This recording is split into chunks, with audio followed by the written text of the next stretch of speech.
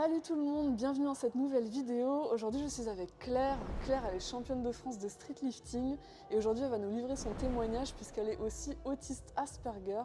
Donc Claire, je te laisse te présenter. Moi je m'appelle Claire, j'ai 20 ans, je suis étudiante en podologie, je pratique du sport depuis que j'ai 17 ans dans le monde de tout ce qui est musculation, force athlétique, street.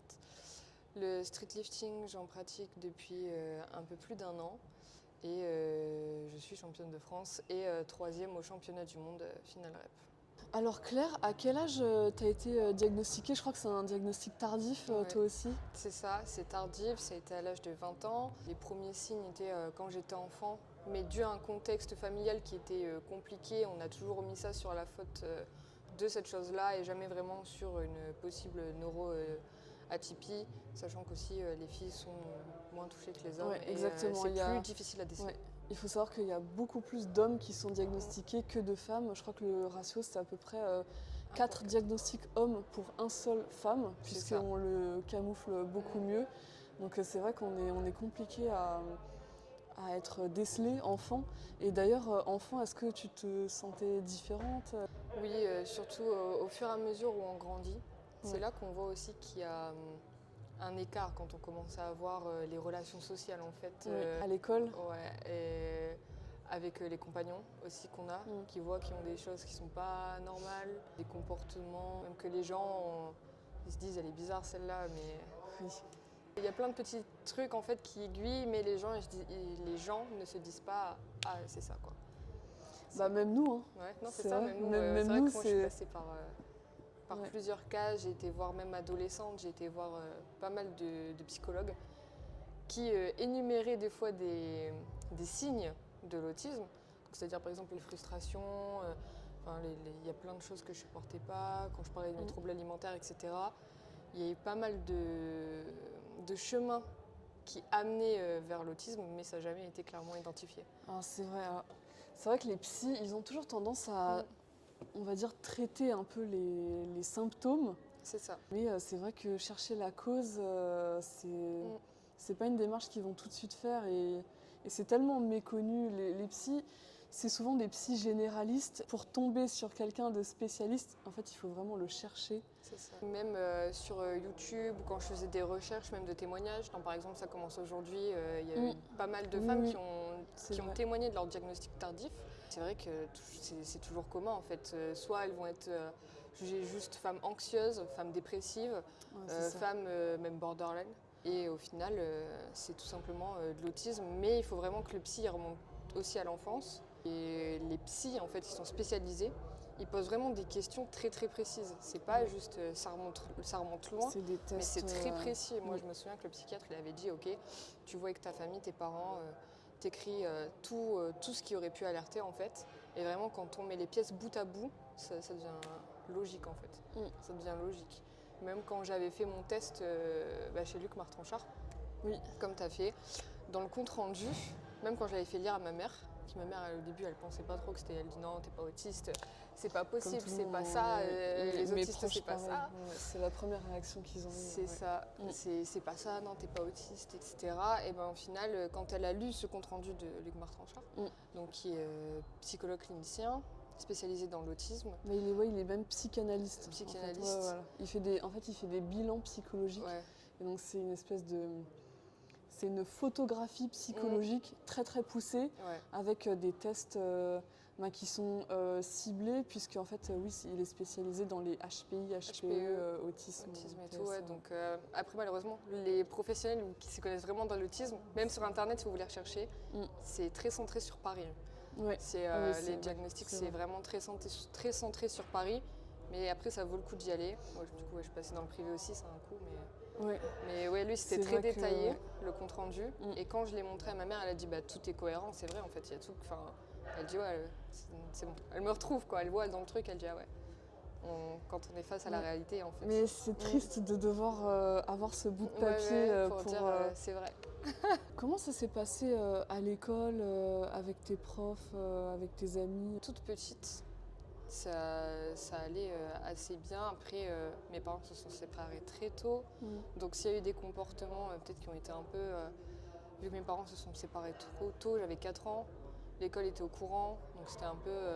je sais que j'avais aucune difficulté à l'école primaire, etc. Ça allait dans tout ce qui était un terme, cours, apprentissage, etc. Ça va. C'était beaucoup plus compliqué au collège et au lycée un petit peu moins.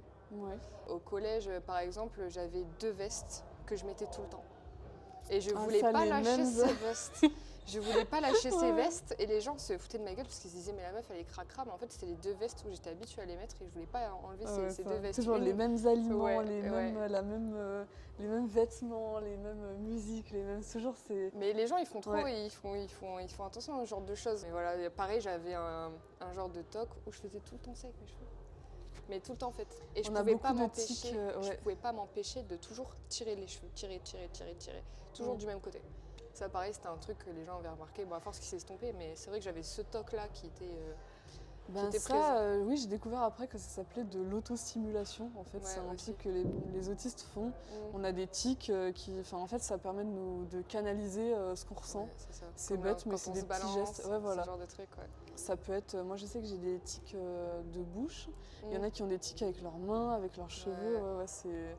Mais ça, pareil, ça passe inaperçu parce que tout le monde en a plus ou moins des petits tics. C'est vrai il y en a qui sont plus ou moins forts, on va dire.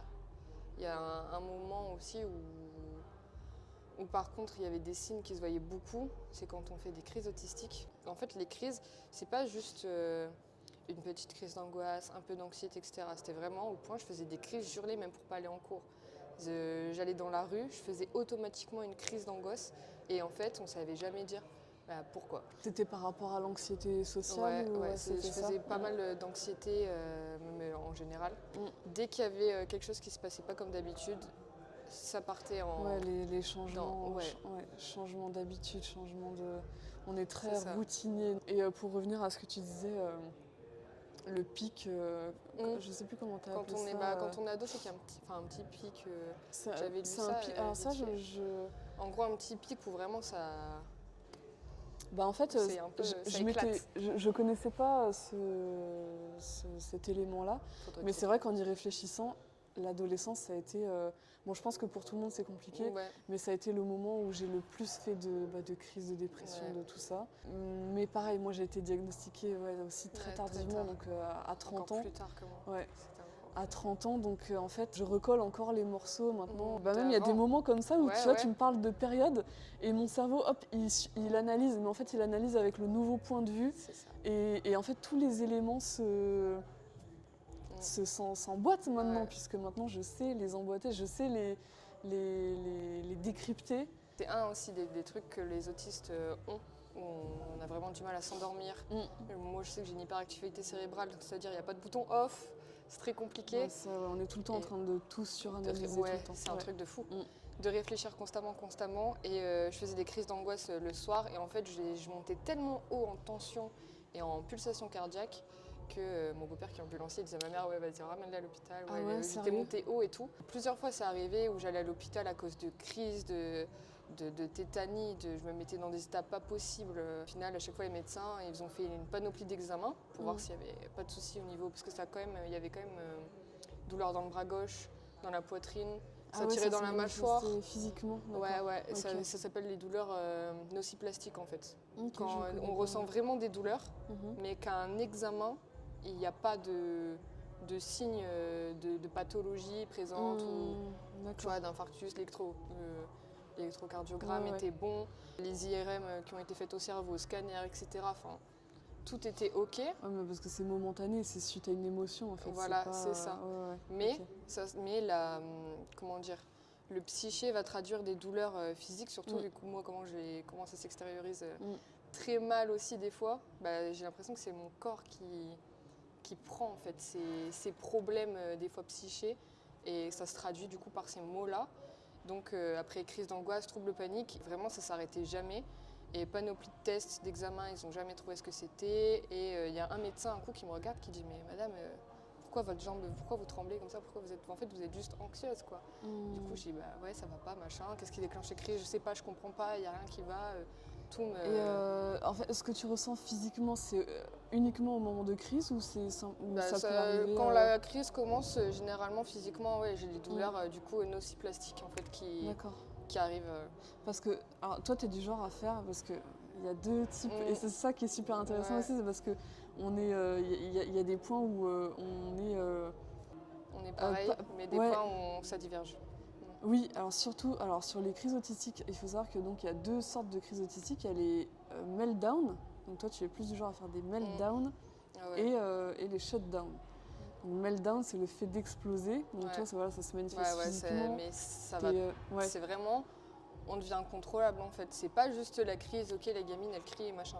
C'est vraiment les crises, les gens autour ils sont dépassés en fait. Ils savent pas, c'est pour ça que, ils savent pas comment gérer. C'est pour ça que c'est aussi confondu avec les gens borderline ou bipolaires et tout. C'est ça, et il y en a beaucoup qui sont... moi, il y avait un psychiatre que j'avais vu juste 20 minutes, et il dit c'est peut-être du coup borderline, je sais pas, il faut se renseigner, il faut à tout prix que vous alliez voir un psychologue clinicien qui pourra mieux faire les tests que moi, à la limite ça le faisait un peu. Ça c'est un truc de fou, les psys que tu vois 15 minutes et qui te disent non... Voilà. Donc il a dit, je sais pas, c'est vrai que c'est peut-être l'autisme, peut-être borderline, je sais pas, faut voir. Mais borderline, il y a vraiment aussi cette notion avec l'affect et tout, donc il y a des trucs, c'est possible, mais il y a des trucs quand tu remontes loin et tu te dis, mais il y a le temps, il y a le truc avec la nourriture, il y a le truc machin, il y a des trucs qui trouvent pas aussi. Une fois que tu es sur la piste, que tu prends, en fait, que tu sais ce que c'est déjà, parce que, je sais pas toi, mais moi, ado, je savais pas, j'avais jamais entendu parler de l'autisme, à part les visions caricaturales qu'on a à la télé, je savais pas du tout ce que c'était. Good Doctor, quoi. Où il y a aussi une autre série où il y a plein d'autistes. Sheldon. Sheldon Cooper. Voilà. Et représenté par des hommes, souvent les autistes, pas par des femmes. Oui, parce que ils prenaient des persos pour pouvoir représenter le côté un peu pas surjoué, mais t'as compris quoi. Ça l'est quand même un peu, je trouve. Certes, il y a peut-être des cas comme ça, mais ça reste assez extrême, je trouve. Si vous connaissez Good Doctor, etc. Sheldon. Moi, j'ai pas vu ça. Moi, j'ai pas vu. Je sais pas si t'as vu la série Atypical. Sur Netflix. Avec les pingouins. Pareil, qui fait pingouin, c'est son intérêt Et c'est aussi un homme. Purée. Et en plus, c'est vraiment la forme, parce que l'autisme, c'est un spectre. Il y a l'autisme, on appelle ça léger, et puis l'autisme un peu plus... Maintenant, qui est dit de haut niveau, même pour les gens qui sont pas HPI. En fait, ils s'appellent ça juste haut niveau pour dire qu'on est comme tout le monde. C'est ça. C'est juste qu'en fait, on a un QI qui est... sauf pour les autistes qui sont aussi HPI, sinon on a un QI qui est normal. Et en fait, ce qui diverge chez nous, c'est le fait d'avoir des pics de QI. Il y a des pics de compétences et des... Et c'est ça, c'est ça. Et c'est ça qui fait aussi du coup le diagnostic avec d'autres pathologies c'est ça, parce que mentales. Toi, t'es HPI aussi ? Non. Non, t'es pas HPI. Ah oui, c'est vrai, non, mais j'ai un pic notamment sur tout ce qui était code, tâches chronométrées. Ce qui est très paradoxal, parce que dans la vie, je vais être très lente à tout faire. Ma mère elle va dire, c'est pas possible d'être aussi lente, dépêche-toi. C'est pareil. Mais je suis lente pour tout. Mais par contre, pour tout ce qui va être mental ou même mémorisé vite, à court terme, mais ça va être très très haut. Et il m'a même dit que c'était au-dessus de HPI en fait. Que les HPI en fait. C'était vraiment un accord. J'ai cet atout là qui est extrême. Ok, ça t'a servi pendant tes études, j'imagine. Ah oui, il y a plein de trucs qui servent. Ceux qui sont dans ma story privée, j'apprends des 50 pages la veille pour mon Dieu, mon rêve. Ça va, la mémoire courte, elle va bien. T'es maintenant en formation de podologie, c'est ça ? C'est ça. Qu'est-ce qui t'a fait choisir cette voie-là ? Alors j'hésitais entre... déjà je voulais à tout près être dans le domaine de la santé. Ma mère est aide-soignante et aide médico-psychologique avec les personnes âgées, donc tout ce qui va être Parkinson, etc. Alzheimer en EHPAD. Et ce milieu-là, j'ai toujours été dedans, je sais pas, ça m'a toujours attirée. Je voulais à tout prix faire quelque chose avec la santé. Et donc j'ai fait, à la base, j'avais commencé un bac pro, j'avais des bons résultats, ils m'ont fait passer en bac ST2S. Et après le bac ST2S, j'avais mis infirmière, podo, etc. Après j'avais laissé de côté kiné-ostéo. Donc je voulais faire un des deux. Podo, j'ai directement été prise. Je me suis dit, c'est le destin, c'est là que je dois aller. Et let's go. En fait, les pieds, c'est la base du corps. C'est pas juste, on va vous couper les ongles, et enlever la peau morte. Ça n'a rien à voir. Ça, ce sont juste des gens qui ont fait la formation à l'époque. Ils pouvaient faire la formation juste pédicure. Pédicure, podologue. Donc, on a quand même le nom pédicure parce qu'on soigne quand même, on n'est pas esthéticienne, hein. On est des professionnels de santé qui vont soigner par exemple tout ce qui va être ongles incarnés, effectivement, tout ce qui va être ce qu'on appelle la corne, mais qui est de l'hyperkératose, qui a un surplus de peau dû à des troubles mécaniques, par exemple. Et ces troubles mécaniques... C'est pas esthétique, c'est médical. C'est ça. Et ces troubles mécaniques qui sont causés des fois juste par le chaussant, on va accompagner le patient à changer de chaussant. Donc, la plupart des gens ont des chaussures trop petites, comme je te disais. Bah oui. L'autre fois, les gens n'ont pas de chaussures à leur taille. Et également corriger les troubles du coup mécaniques avec ce qu'on appelle une semelle orthopédique. Donc c'est vraiment un accompagnement de tout, parce qu'en fait, des douleurs à la nuque, au dos, en bas du dos. Par exemple, j'ai eu un patient qui fait de la force athlétique, qui est venu parce qu'il y avait une douleur au niveau du piriforme moyen fessier. Il a été voir des chirurgiens, ça s'explique souvent par ça. Une panoplie de professionnels de santé. Et au final, il n'y a personne qui a réussi à lui dire que c'est juste parce qu'il avait une jambe plus longue que l'autre. Du coup, il y avait une compensation à ce niveau-là. Et juste une talonnette, ça a suffi. Le mec n'a plus mal, il peut refaire du squat. Est-ce que ça a un lien avec le sport, le fait que tu aies choisi cette voie ou Ouais, franchement, ça m'intéressait, hein, tout ce qui était lié à la mécanique, à l'anatomie. La biomécanique. C'est ça, c'était vraiment intéressant. Donc pour le coup, ce qui est bien parce que ça regroupe un peu tout et même nous, on comprend tout parce qu'on a de l'anatomie qui est très poussée. Donc on comprend vraiment comment le corps il fonctionne, surtout dans les sports comme la force athlétique. Et le streetlifting, ça reste quand même vachement intéressant. Bah ouais, c'est des sports de précision. Enfin, en fait, c'est des sports qui sont tellement, en fait, là où la performance, elle doit être tellement poussée que en fait, c'est tellement des micro-réglages qui peuvent faire la différence que ça doit grave t'aider. Ouais, franchement, j'aime bien. Même faire le lien, même plus tard, pourquoi pas me spécialiser vraiment dans le sport et avoir déjà maintenant, enfin sans vraiment spécialiser dans le sport, on s'occupe t'occuper de sportifs. De sportifs. C'est très complet. Ça fait plaisir, t'as l'air passionné. Mais c'est bien. Quand, en fait, nous les autistes, quand on est passionné par un truc, on peut en parler pendant des heures. Mais justement, j'en profite pour te demander, est-ce que du coup tu considères maintenant la podologie ou même le streetlifting comme des passions spécifiques? Ouais. Complètement. C'est vrai que je parle énormément de podo. Mon frère il dit quand tu viens, tu parles que de tes barres et des pieds. Donc c'est ça le truc, c'est qu'on parle. Ou même des fois, je sais pas si toi ça te fait ça. Des fois, il y a un nouveau petit sujet qui arrive et on va être omnibulé par ça. Et pareil, tu parles que de ça, mais en fait on est à fond. On vit ça intensément. C'est Luc Martranchard, il m'a expliqué ça. Il m'a dit que on vit nos passions spécifiques, en fait, on les explore à la manière d'un chercheur, c'est-à-dire dans les moindres détails, en fait. Souvent, on est des experts dans nos domaines. Ouais, c'est ça. Est-ce que tu as d'autres passions spécifiques? Là, en ce moment, c'est notamment le sport, la force athlétique, le streetlifting, la podologie, plus. Tu pratiques le streetlifting et l'AFA ou juste, je pratique les deux. Les deux, d'accord. Est-ce que tu vois des avantages à être autiste ou que des inconvénients? Alors, pour moi, il y a et des avantages et des inconvénients, dans le sens où, comme on disait tout à l'heure, on va être expert dans certains domaines où on aura, par exemple, une sensibilité plus particulière pour certaines choses. Je sais que moi, c'est tout ce qui va être odeur, texture, ça va être très, très poussé, notamment les odeurs. Et des inconvénients forcément sociaux. En fait, on a des avantages, on va dire, sur des fois ce qui est parfois intellect, donc les pointes experts sur un domaine. Sociaux, par exemple, moi, un des problèmes, vraiment ce qui me pose le plus problème dans mes relations, là, ça va être actuellement la compréhension du second degré. Oh mon Dieu. Je vous jure, c'est super difficile. Des fois, il y a des gens qui me regardent, qui disent tu fais exprès, là, c'est pas possible. La compréhension tout court, même. C'est horrible. Des discours, après, des doubles sens, des blagues. Il y a des choses qui, à force, voilà, forcément, on connaît, il y a des expressions du second degré. Ok, c'est bon, on a capté.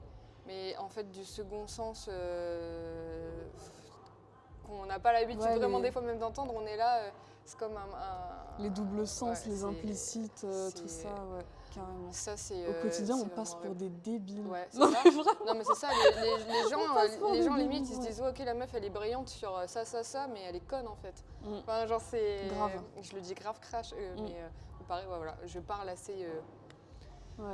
Très brusquement. Des fois, quand je dis des choses, il y a des gens autour qui se disent ouh, genre, comment elle sort ça d'un naturel. Normal quoi.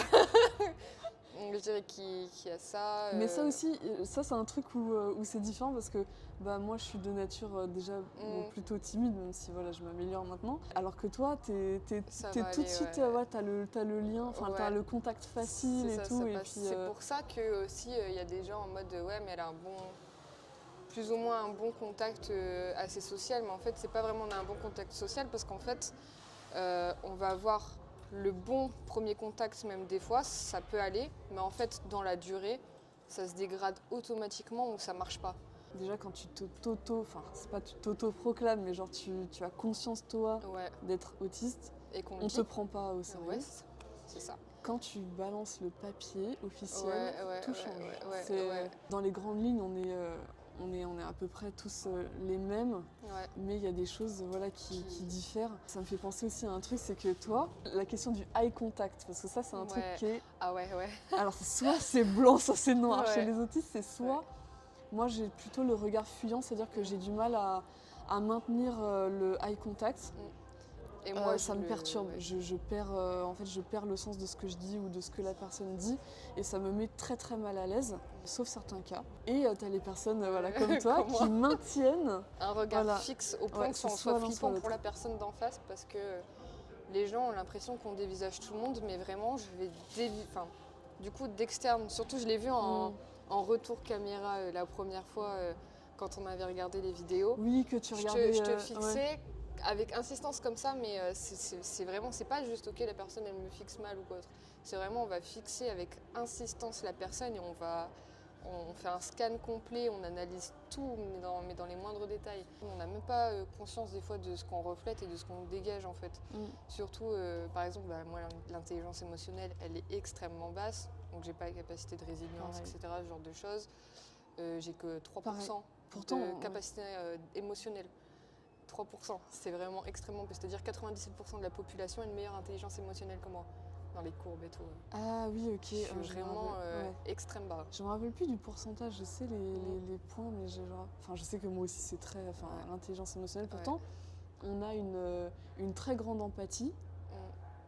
Surtout pour les cas qu'on comprend et qui nous concernent, ça va plus loin que la moyenne. Ouais, il y en a qui disent que les autistes n'ont pas du tout d'empathie, que ça va rien leur faire et ci et ça. Ouais, c'est le contraire. C'est faux, l'empathie est différente je dirais, mais elle n'est pas absente en fait, tout être humain. Il y a une femme qui est autiste Asperger et qui a comme moi le trouble panique et anxieux, c'est-à-dire où vraiment on va se mettre dans des états secondes dès qu'il y a des situations pas comme d'habitude de stress etc.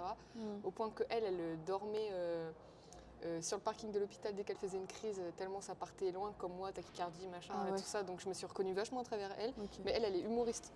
Donc pareil, elle a ce truc elle explique un peu son parcours d'autiste. Elle explique je me souviens plus de son nom, mais elle explique son petit parcours d'autiste Asperger à travers l'humour. l'humour. Du coup, c'est vachement cool. Cool parce que elle, c'est vraiment des situations réelles qui lui sont arrivées qu'elle met sous forme un peu d'humour, etc. Ok, tu te souviens de son nom ou pas? Non, je sais plus. Ok, bon, on vous le mettra de toute façon. Mais franchement, pas mal. Et elle aussi, elle a fait pas mal d'interviews du coup sur l'autisme Asperger. Il me semble que j'en avais vu une de Kobini, je crois, un truc comme ça. D'accord.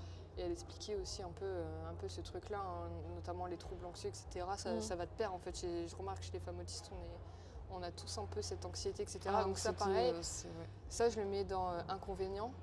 Parce que c'est horrible quoi. On sort, on veut sortir, on fait une crise de panique, au final non s'il te plaît on reste à la maison, ou je vais pas à la salle ce jour-là, j'en peux plus, c'était trop, la journée aujourd'hui tout le monde a crié dans mes oreilles, je n'en peux plus. Malheureusement en fait peu importe nos plans, peu importe ce qu'on est prévu de faire ou quoi, on n'est jamais à l'abri que notre situation émotionnelle nous bloque tout et nos difficultés sensorielles, émotionnelles, tout ça se mettent en travers de nos projets et voilà, il y a des jours où on aura prévu de faire plein de choses, des choses sur lesquelles on veut avancer et au final notre journée elle est foutue à la poubelle parce qu'on fait une crise, parce qu'aujourd'hui émotionnellement on est complètement...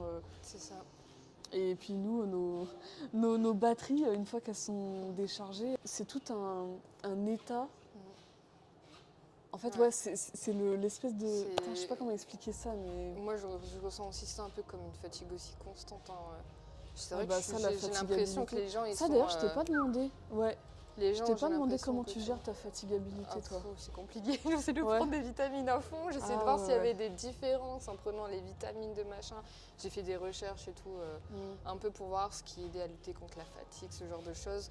Alors déjà que j'ai du mal à dormir, alors ça, déjà ma mère quand elle voyait que j'étais tout le temps fatiguée ou à fleur de peau, etc., elle avait ce réflexe, bon réflexe de me donner magnésium, donc magnésium, vitamine D, il y a la vitamine je crois B16, B19, je ne sais plus exactement.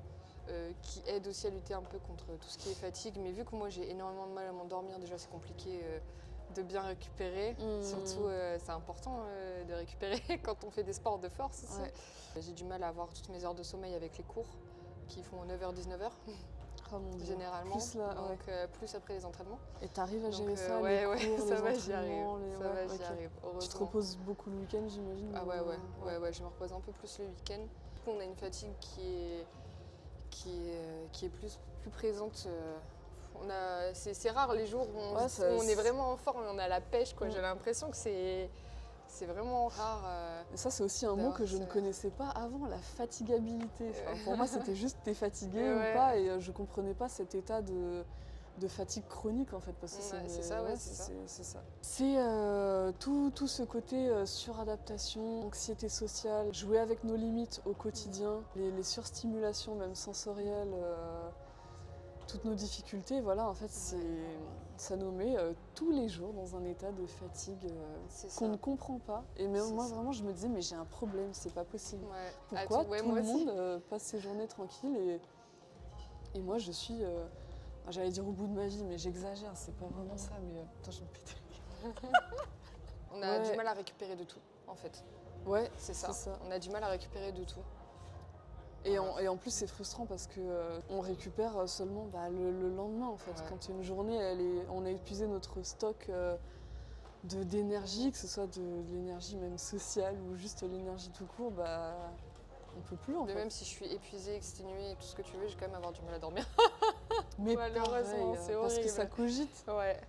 On est en suranalyse. En fait, on a un cerveau qui est très avec cette fameuse pensée en arborescence. Dès qu'il y a une pensée, on pense à toutes les situations et tout ce qu'englobe cette pensée en même temps. C'est un mode de pensée qui est anxiogène.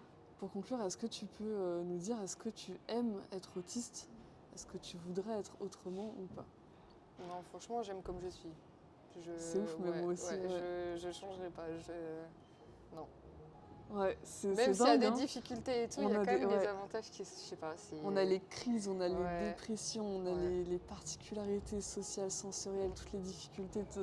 On a des montagnes à soulever chaque jour, mais on voudrait pas. Non mais c'est...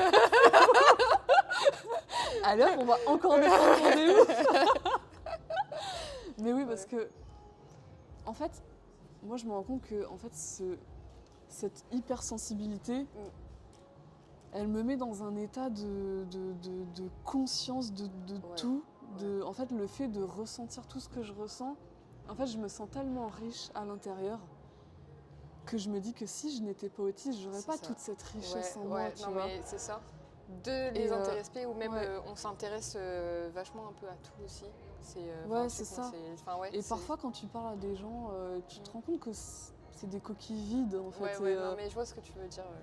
Et je sais pas. Moi, j'aime justement, c'est la fille que j'avais vue en vidéo. C'est le témoignage sur lequel je me suis rendu compte que j'étais autiste. Elle disait que, en fait, c'est ça la particularité des autistes, c'est que les autistes, en fait, c'est pauvre dans tout ce qui est verbal, tout ce qui sort, mais on est riche à l'intérieur. C'est ça. Et c'est ça qui est... D'ailleurs, moi, c'est ça qui est compliqué à expliquer, mais moi, l'intelligence verbale, je suis en bas. Ah bah ça, mais ça, pareil, la verbalisation, c'est compliqué. Comme je disais, c'est un handicap invisible, donc c'est dans le cerveau, ça se voit pas. Il y a des trucs, pas.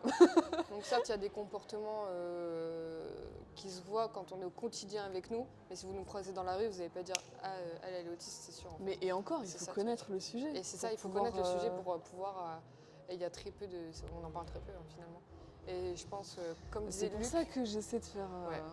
d'apporter ma pierre à l'édifice, de faire un petit peu d'informations à ma manière. Mais... Les séries vont toujours représenter les autistes Asperger avec des hommes. Ah, c'est vrai, il n'y en a pas... non, j'ai encore jamais vu de de séries, de films qui retracent par exemple même la vie d'une femme autiste Asperger. Je pense que ça pourrait être vachement vrai, sympa hein, en fait, vraiment une série sur l'histoire de la femme autiste Asperger en fait. Un peu comme Atypical, Good Doctor, etc. Mais avec les traits féminins, on va dire. Ouais, il faudrait. Franchement, je suis d'accord avec toi. Hein. C'est vrai que là, en y réfléchissant, il n'y a aucun. Ou alors je ne les connais pas. Bah, c'est possible aussi, mais... hein. Dites-nous si vous connaissez. Si vous connaissez, vous tapez en commentaire franchement, tout ce qui concerne la femme autiste. C'est vrai. Claire, je te remercie beaucoup pour cet échange. C'était vraiment trop cool. Bah, merci à toi. C'était sympa. Ouais, j'ai vraiment apprécié parce que mine de rien, on est quand même différentes et ça vous illustre aussi le fait que on a les mêmes, on se ressemble dans le parcours, en fait. Dans le parcours, dans les particularités, tout ça.